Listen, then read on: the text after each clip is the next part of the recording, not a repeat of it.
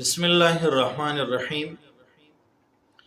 علامه شمس الحق افغانی رحمه الله په خپل کتاب ترقی او اسلام صفحه 44 باندې د آیات مبارکه واعدوا لهم ما استطعتم من قوه د دې آیت لاندې لیکي او الله جل شانه د لمانځه په اړه دا سنې دی ویلي چې ستاسو څومره وس قوت او طاقت یې غوندر منځونه وکړي.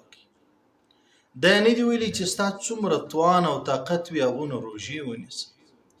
دا نه دی ویلي چې ته څومره وس قوت او طاقت لري هغونه حجونه وکړه. لیکن د کفارو په وړاندې د جنگ د سامان د تیارولو په اړه چې کوم د فرضیت حکم سوی دی الته الله جل شانه کلمه لفظ د استطاعت کارولی دی. واعدوا لهم ما استطعتم من قوه.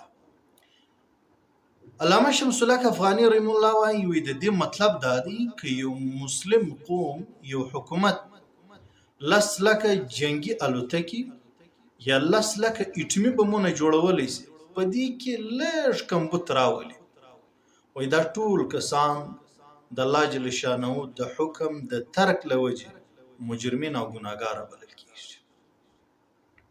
معلومه دا سوه چې اسلام د جدید ساينس او ټکنالوژي حاصلولو مخ ته مانع او خنډ نه دی، بلکې اسلام د دې د خپلولو حکم درکوي چې د کفارو په وړاندې خپل ځان مضبوطه او مستحکم کړي. اوس دلته اهمه پوښتنه دا ده چې په نن سبا کې جدید ساينس او ټکنالوژي حاصلول په دې کې ترقي کول مسلمانان پر شو باندې درول د مسؤلیت دی د چا؟ بدبختانه زموږ څه اهل علم حضرات کله چې یو بیان کوي نو علما مخاطب کی، مدارس مخاطب کی، بلکې د دینی کتابونو مونه اخلي. دا پړه د مسلم قوم کمزوري دا ټول پر دینی طبقه باندې راځي. څوای وای په قاضي و حمد الله او سلم باندې بز څه وکړه زبه خارو په دې باندې د خپل وطن دفاع وکړه. باید موږ ټکنالوژي حاصل جدید ساينس حاصل او کله کله وایي په دا کم مای کې چې زه بیان کوم زه خو د دې پر جوړولو نه یم قادر، دا کفارو ماته جوړ کړی. کله کله وایي کوم ټوپی کوم خولۍ چې زما پر سر ده دا د چاینا سره ماته راځي، زه خو د دې د جوړولو نه یم. اوس داسې خبرې چې خالي یوزینه کسان واوري هغه یقینا ډیر متاثره سي چې واقع موږ خو دومره پاتې په مدارسو کې لس کاله سبقان چې مو ویلي دي ایسې د عزو معطل په شان خپل دفاع د ملک دفاع څه کې خپل دفاع نوس کول. ګوره نن سبا ساينس او جدید ټکنالوژي حاصلول په دې کې ترقی کول دا مسؤلیت باید موږ معلوم بیل د حکومت د تایید څخه بیل د دوی د معاونت څخه دا کار په مدارس کې څوک نس کولی.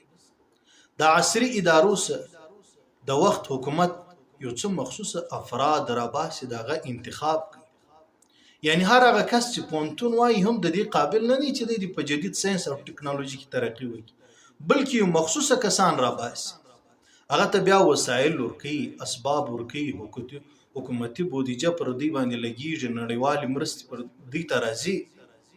د دې کار دپاره د هغوی انتخاب کیږي. د مدارس والا خو فن جلا دی، د دې ساحه جلا ده، د دې د مهنت محور دا جلا دی. دا اعتراض پر مدارس والا باندې څنګه کوي؟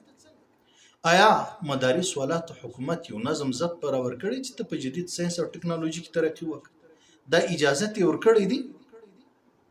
مدارس والا چې کم څه خپل کړي دي په هغه کې لله الحمد ډیره ترقی کړې ده. په مدارس قرآن ویل کېږي، سنت ویل کېږي، فقه ویل کېږي، اصول فقه ویل کېږي، منطق ویل کېږي. د دې پوښتنه د مدارس والا څه وکړي چې تا په دې خپل فن کې څومره ترقی کړې در کومه ځای پورې ته رسېدلی. نن سبا دا تمه کول چې یو کس د شیخ الحدیث د نیوکلیر ساینسدان یا یو کس د شیخ الاسلام د فزیکس بایولوژي امام وي یا یو کس دی په صرف و نحو کې مهارت لري د بهترین انجینر وي، نو دا شی ناممکنه دی. نن نړۍ د تخصص نړۍ ده، خپل ماهرین غواړي په یو فن کې مهارت حاصله کړي. ګوره د دې مثالونه په ماضي کې په ماقبل کې موږ پېښولی شو. امام رازي رحم الله د منطق د فلسفي امام وو، خو د تصوف امام نو، ځکه نړۍ د تخصص نړۍ ده. شیخ عبدالقادر جیلانی رحم الله د تصوف امام وو، خو د فلکیاتو امام نو. شیخ سعدي د ادب ماهر امام وو، لیکن ساینسدان نو. او دا خبره نه ده، ما درته ویل نړۍ د تخصص نړۍ ده. یو کس په یو فن کې مهارت حاصله کړي ټولو ته ضرورت دی. موږ ته د ساینسدان هم ضرورت دی، د انجینیر هم ضرورت دی، د ډاکټر هم ضرورت دی، د عالم هم ضرورت دی. یو بل ته ګوتې نیول دا زموږ د ناکامۍ لامل او اسباب دي. مدارس خو د اهل خیر په تعاون باندې روان دي. د مدارس ته د ساینس د ټکنالوژي تقاضا څنګه کوي؟ دا خو د عصري ادارو د پوهنتون د خاوندانو څخه پوښتنه وکړه چې پر دې باندې حکومتي بودیجه لګیږي، ستی ټول وسایل او اسباب حکومت درته برابر کړي دي، بیا څه وجه ده چې وطن ملک مسلمان قوم شاته روان دي؟ دوی په خپل فن کې څومره مهارت حاصله کړي؟ زه د دغه شیخ الحدیث د دغه متمم څخه سوال کوم چې آیا ته د خپل ځان سره حساب وکړه؟ ته د شیخ الحدیث ترڅنګ یو اټومي ساینسدان یې، ته انجینیر یې، ته د فزیکس بایولوژي امام یې. که چیرې ته دا وایې چې زه خپله نه اهلي منم، نو بیا سوال در څه کوم، آیا په مدرسه کې طالبانو ته دا زمینه برابره کړې ده چې دی حافظ د قرآن هم وي، یو ښه قاري دي هم وي، ښه عالم دي هم وي، او بهترین انجینیر دي هم وي، دی په صرف و نحو په منطق کې پوه هم وي او بهترین ډاکټر دي هم وي، دی د فقه د اصول فقه یو قابل ترین عالم هم وي، او د دې ترڅنګ دی یو بهترینه ساینسدان هم. دا زمینه ته ورته برابره کړې ده که هسې ګیلي دي؟ ګوره دا اعتراض په عصري ادارو کې، یعنی هغه کسان چې عصري علوم حاصلي په هغه کې هم د ټولو څه نشي کولی، بېځایه دی، احمقانه اعتراض دی. ګوره که څوک ډاکټر ته ووایي چې ټول عمر دې ضایع کړی دی، مریضان کتلی سي لیکن اصله نشي جوړولی. نن مسلمان ته د اصلحې ضرورت دی. یا ته یو انجینیر ته چې ټول عمر دې ضایع کړي، په انجینرینګ کې خو مخته تللی، لیکن د یو مریض د مرض تشخیص نشي کولی. یو ساینسدان ته وایي چې اټومي اصلحې جوړولی سي، لیکن د خپل ځان تشخیص نشي کولی چې د ازمانه جوړي زه په چیش باندې راوړم.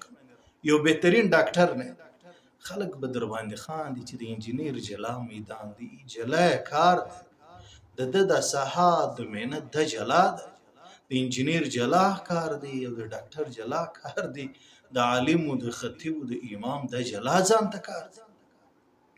نو دا هسې داسې احمقانه اعتراضات دي. ګوره د تعجب وړ خبره ده، یهودیان خپل مذهبي مشران په دې باندې نه ملامتي چې ته ولې ساینسدان نه، ته ولې انجینیر نه، ته ولې ډاکټر نه، ته ولې اټومي اصلحې نشي جوړولی. عیسایان خپل پوپ خپل مذهبي مشران نه ملامتي، بلکې ډیر د عزت په سترګه باندې ورته ګوري. دا نور ته وایي چې تا په ساینس کې ترقي ولې نه ده کړې، تا په فزیکس بایولوژي کې ولې ترقي نه ده کړې، ته خو ګرده ورځ په خپله ګرجا باندې نوتلی، خلکو ته د عباداتو تلقین کوي، اټومي اصلحې په لاس راغلي. یو موږ سادهګان کم اعتراضات چې ملحدین پر موږ باندې کوي، وایي 10 کاله په مدرسو کې تیر کړل، وطن ته مې څه ګټه ورسېده؟ 10 کاله دې په مدرسو کې صرف و نحو وویل، ملک ته څه ګټه ورسېده؟ همدغه اعتراضات نن موږ خپله پر مدارسو والا باندې. یو څوک د دې ملحدینو څخه د دې معترضینو څخه ولې سوال نه کوي چې ستا په عصري ادارو کې انګلیش، ریاضي، فزیکس، بایولوژي، دا دومره فنون چې ورته وایي، ولې یو بهترین شیخ الحدیث په دې کې نوس پیدا، ولې د وخت شیخ الاسلام په دې کې نوس پیدا، ولې په دې کې یو داسې څوک نوس پیدا چې هغه د خپلو عصري علومو ترڅنګ په صرف، نحو، منطق، فقه، اصول فقه کې یو ماهر. د اسلام خو زموږ د ټولو مشترک دی. ته په اسلامي علومو کې ولې پی ایچ ډي نه لرې؟ د دې څوک دا سوال نه کوي، خو دې زموږ څه کوي. ما درته ویل دا سوالات چې دي د احمقانه سوالات دي. دا سوالات باید موږ نه وکړو چې خلک پر دیني طبقې باندې وخاندي. مړ د جدید ساينس او ټکنالوژي سره هیڅ کله اعتراض نه دی کړی کم کسان ته چې حکومتي بودیجه ورکول کیږي یا خپل د حکومت څخه د سوال وشي چې ته د کم مرض دوا تا ته چې دومره مالیه او ټیکس درکول کیږي نن چې پر ما باندې سخت ده کفار د هر خاص متوجي دي د جنگ په حالت کې ته مال څنګه په شابه باندې راځي حکومت تر ګریوان ونیسه د عصري ادارو خاوندان در ګریوان ونیسه چې کوم کار تی د سپارل سعودي په هغه کې تی ولی شاته را روانه نه دا چې پر مدارس والا باندې د ټول نقصان کړه موږ واچو د نړۍ تمثيلي نړۍ موږ دلته هر هغه څه بیانو چې کوم شور موږ وینو درسنی کوم نشرات موږ وینو د هغه څه موږ متاثر اسو ملحدین چې کوم اعتراض کوي د اسلام دشمنان د مدارس دشمنان چې کوم اعتراض په زور شور باندې کوي چونکه موږ د میډیا پر سترګ باندې څه وینو موږ ودی ته